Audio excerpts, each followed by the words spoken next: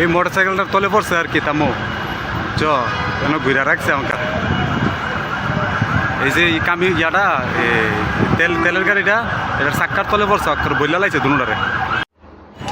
বন্ধুরা, এই মর্মান্তিক দুর্ঘটনাটি আজ শনিবার সকালে লেবাননের ইসরায়েলি এলাকার আল ইতিহাদ গ্যালারির সামনে যে 4 রাস্তার মোড় আছে সেখানে এই দুর্ঘটনাটি সংঘটিত হয় এবং এই দুর্ঘটনায় 2 জন লেবানিজ প্রাণ হারিয়েছেন।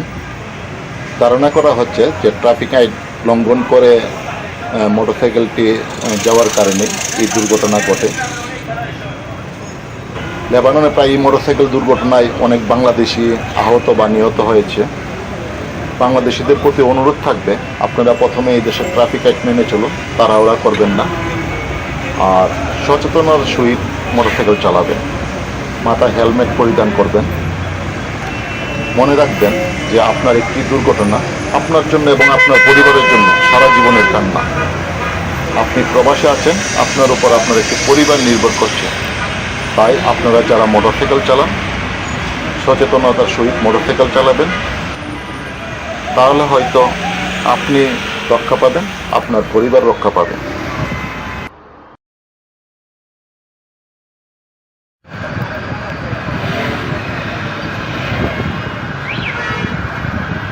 এই মোটর সাইকেলটার তলে পড়ছে আর কি তামো চ কেন ঘুরে রাখছে আমাকে এই যে ইয়াটা তেলের গাড়িটা এটার চাক্কার তলে পড়ছে অক্ষর বইলা লাইছে দুটারে।